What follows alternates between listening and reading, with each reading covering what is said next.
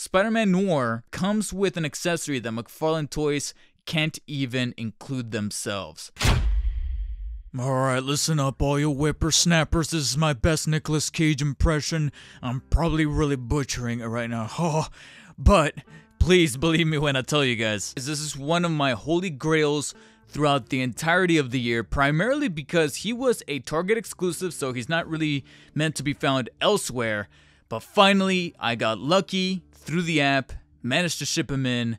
We have the Marvel Legends Spider-Man Into the Spider-Verse Spider-Man Noir, and also Spider-Ham figurine right here, and he'll be covered momentarily as we get to the accessory portion, but for now we're going to be covering the Spider-Noir here, which is obviously the Nicolas Cage character from the movie, and personally one of my favorite standouts from that film. I mean, I love the film regardless. There's just so many facets, characters, dimensions, pun intended, for that movie that I genuinely love. And one of the standout was Nicolas Cage's performance as Spider-Man Noir, because you know, he felt right with the character, being taken from that 1950s aesthetic, but still fitting into the culture and into the language that Into the Spider-Verse was trying to kind of evoke with its own deal, because we've had Spider-Man Noir kind of pop in here and there and other things, so it's cool to see that there is actually now a Marvel Legends version of this character. This is instantly one of my favorite Marvel Legends, but not without his qualms. As you can see, yeah, he's decked out in his black attire with the trench coat, the fedora, the sweater with the turtleneck underneath, as well as a holster and these very decked out pants and boots to make him look tactical and very formidable as far as the Spider-Man is concerned. But to me, what really stands out is just the overall matte finish, the actual quality to the plastic, and just the overall feel that looks very, very nice in person. I would say one of the finer little details that doesn't really come across very well in some of the publicity photos, but it just kind of makes me smile and giggle a little bit. I know I'm a freaking nerd at this point, but one of my favorite little assets about the figure, especially when it comes to paint detail, is that you can see a little bit of that comic book or pop art kind of indentation throughout the paintwork upon the shoulders, a little bit in the front of the fedora, and a little bit around the knee area to kind of translate a little bit of that Into the Spider-Verse cel-shaded look that they had going on in that movie, and it stands out to me as one of my favorite elements of this Marvel Legends, making me one of my favorite pickups of the year so far. And the other little details that stand out to me is how it kind of gets away from the matte finish that I was liking for a much more glossier approach where it needs to. Specifically, these boots, they really do feel like very tactical boots from his time period, while at the same time looking like they fit into the costume very well. The little turtleneck detail around the neck, even though it's its own separated piece and kind of moves about gently, is still a nice, worthwhile touch. I'll probably say the only thing that keeps this from being perfect, again, one of the little elements that makes it come just a little short of being masterful, is gonna have to be this trench coat. Despite the texture and the matte finish looking very well in person, along with the creases here on the back and the little strap to tie it all together kind of blowing in the wind and giving off that quality, that look like it's blowing in the wind, just like he mentioned in the movie, the wind follows him everywhere he goes. Frankly, it is a bit of a detriment to the figure itself here, because as you can see, it's a very molded and hardened piece around his waist area that keeps the arms kind of at bay. Pulling him right out of the packaging, his arms were kind of positioned in this manner, and at first glance you think to yourself it's not really that great of a deal, but once you get to flattening the arms and positioning him in a much more neutral stance, that's where we get into some little issues as far as posability is concerned, and your only real remedy is to be able to move the arms just a little more forward than traditional Marvel Legends. That way you can get them to be on top of the coat and not in the way. So that could pose a little bit of a problem, and they went with this vest style like all other Marvel Legends, or frankly a lot of other figures like to do, to be able to allow the arms to move in a much more free-flowing manner. But once we get to the collar, I would say, despite the stylistic nature, I do think that this collar is just a little bit too big, and right now it doesn't look too bad because he's coming with the fedora on his head that gives the head sculpt an added worthwhile touch, especially with the eyes popping in here kind of like goggles. You see a little bit more of that pop art kind of indentation around the paintwork for the face area, and overall the mask itself just looks very, very nice, and as well as the fedora itself. Once we get to the waist, you'll notice he comes with a little holster that does kind of move about, but I'll save my remarks for that holster once we get to accessories, because there is a note there to take into very hefty consideration. And all these elements come together to complete the ensemble beautifully. I just wish that Marvel Legends would have pulled back a little bit more on the stylistic nature of the coat, because like I said, I feel like the collar is just a little overgrown, and this coat, besides causing a little bit of some issues here as far as posing the arms, it also makes him rather top heavy. Getting him to stand has been a major issue, regardless of how well I'm able to position the articulation points throughout the legs, which will serve as an awesome little segue into articulation, which for the most part is done very effectively. The head is able to rotate fully 360 degrees, as well as being able to tilt slightly up and down, left to right via the ball joint. Then we get to the arms, where again we go with this vest style for the coat, so you're able to fully rotate via a ratcheted joint the arms 360 degrees, as well as properly extend them off to the sides like so. They can actually extend beyond the 180 level, so that's pretty well respected, as well as some slight shrugging motion. I can't fully confirm, but it does feel like there's a little bit of a ball joint shift going on the inside of the shoulder, so that is very much welcome. Bicep swivels that are fully able to rotate right there, as well as two joints at the elbow that are fully able to bend all the way upwards, and then of course a joint at the wrist that is able to fully rotate 360, and a hinge baked into the hand that's able to pivot inwards and outwards. Though the coat can come off as a little bit of a hardened piece around the waist, you do have a hinge joint in the middle of the torso that is able to fully clench inwards or crunch inwards, so to speak, via a ratcheted point right there, as well as being able to slightly flex towards the back. But of course the coat is going to come into contact with pretty much the whole bottom half of the body itself, but if it wasn't for the coat, I'm pretty sure you'll be able to do it. Then we do have a horizontal waist cut that is able to fully rotate 360 degrees and is ratcheted. Then we get to the top leg joints that are fully able to extend all the way forwards like so. And then not much to go into the back because of the butt sculpt, but you are able to extend them off to the sides at about a 45-degree angle, as you can see right about right there. You do get thigh swivels, and because of the black nature of the overall outfit, they're pretty well hidden. So there was actually a point where I thought to myself, are there really no thigh swivels this time? And it wasn't until I experimented that I was finally able to discover them myself right there.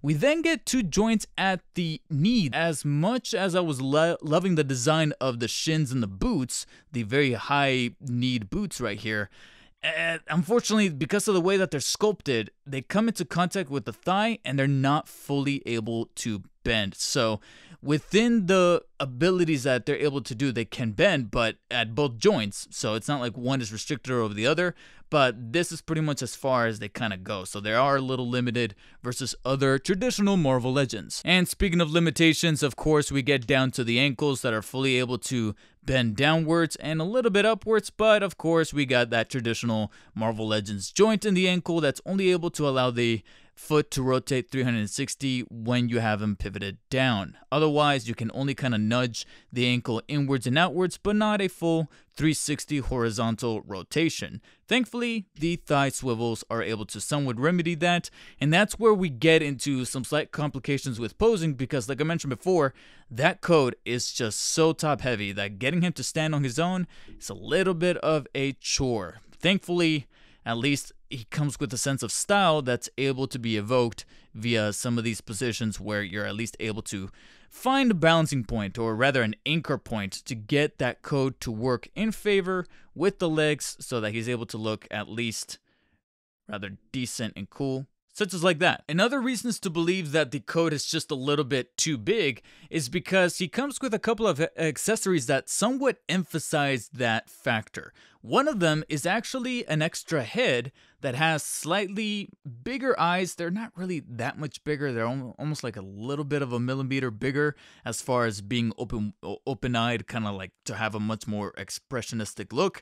But more importantly, it does not have the fedora, so it's meant to look like he's more in a relaxed state. And you also get more qualities and details to look at the head sculpt. But the only downside is that when swapping the heads, it very much emphasizes just how much bigger that collar is that I was mentioning before, where I feel like we went a little bit extra on the stylistic nature of the coat, and the fedora-less head kind of puts that a little bit more forward and draws more attention to that. But the other accessory that is a major plus towards Marvel Legends and Hasbro as a whole, that unfortunately not even the likes of McFarlane Toys can get behind due to a restriction they have on them via Warner Brothers and DC, is that Spider-Man Noir, being that he is a bit more of an old school Spider-Man that is willing to get things done no matter what, comes with a pistol, which I have in his rather oversized holster here, clipped to the side of his belt, which admittedly is just a little bit too big. Much like the coat, I feel like they went with a little bit too much style, regardless of whether or not this is how it looked like in the movie. I feel like this holster is just way too big, so do be careful when putting the gun inside, because there is actually a bit of a possibility you might lose it in there, because that's how small this pistol really is. But just the fact that they went ahead and threw this pistol in, period, is actually kind of remarkable to me, especially not only for a Marvel Legends, but also for a Marvel Legends for a movie that is PG and is an animated film. So the fact that this is crazy that Spider-Man Noir here comes with an accessory that McFarlane Toys can't even include themselves. That is nuts. That is crazy. Now, the pistol itself is not too badly detailed, but there is a catch to throwing in this pistol that I feel was the caveat that Marvel Legends presented in order to have this trade, in order to have this even happen in the first place. And that is that it's made out of this very bendy rubber, to the point where not only does the nozzle of the gun bend and warp very easily, but they sculpted the hoop around the trigger a little bit too wide, and both of his hands are sculpted in a trigger holding position, or at least a gun holding position, so you can kind of swap them in and out from either hand. The only issue though is that regardless of how hard I tried, I can't seem to put his trigger finger inside of the trigger itself. I tried flexing it, I tried pressing it inwards, and almost every time that I tried, I feel like I was on the verge of ripping off the index finger from both hands. So I feel like maybe that was the little asterisk of throwing in such a weapon or such an accessory, was that he wasn't able to fully be at the ready to shoot it. I feel like maybe that's the fine print that Marvel Legends threw in there and said, yeah, you could throw in the gun, but you got to make it look like he's not going to be able to shoot it. That's a bummer, but at least he's got it there for looks, and not gonna lie, he looks pretty awesome holding it in person such as this. I mean, this is actually a remarkable look for a Marvel Legends, no less. The only other, I guess you could say, accessory that he comes with, it's technically not really accessory, it's a figurine, and that is of course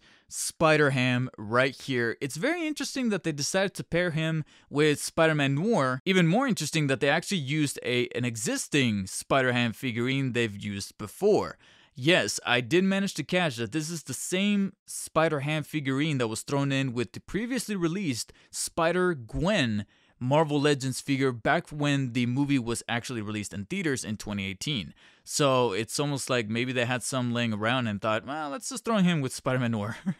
And they do make an interesting pairing, and if you've already owned that figurine, this is pretty much the exact same thing.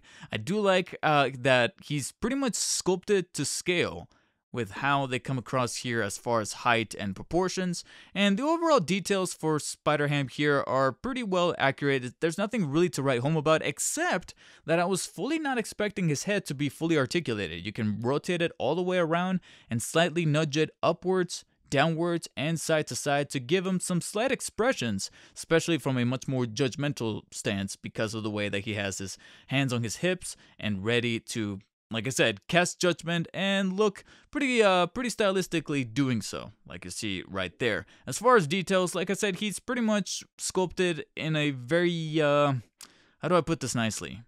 Kids meal kind of way, but he's a welcome addition on top of the accessories that Spider-Man Noir already comes with. Plus, I cannot deny the adorable little pigtail he's got going on back there. That is so cute. I wouldn't necessarily blame anybody if they think that $30 for everything you see before you're here could be considered a little steep for a Marvel Legends. Is he still a worthwhile pickup doing so? I would argue yes, because not only was he one of my favorite characters in one of my favorite versions of Spider-Man up on the big screen, but you do get a welcome addition as far as value, because not only he comes with accessories, but you can then consider him coming with an extra character from the movie itself right there, and he's doing a pretty decent job, even with the slight limitations he comes with. I mean, it's not a fully posable Spider-Ham, you know, he doesn't come with any additional features, but he does the job of looking really nice next to Spider-Man Noir, who's already one of my favorite Marvel Legends figures, period, because of the way that the articulation, the style,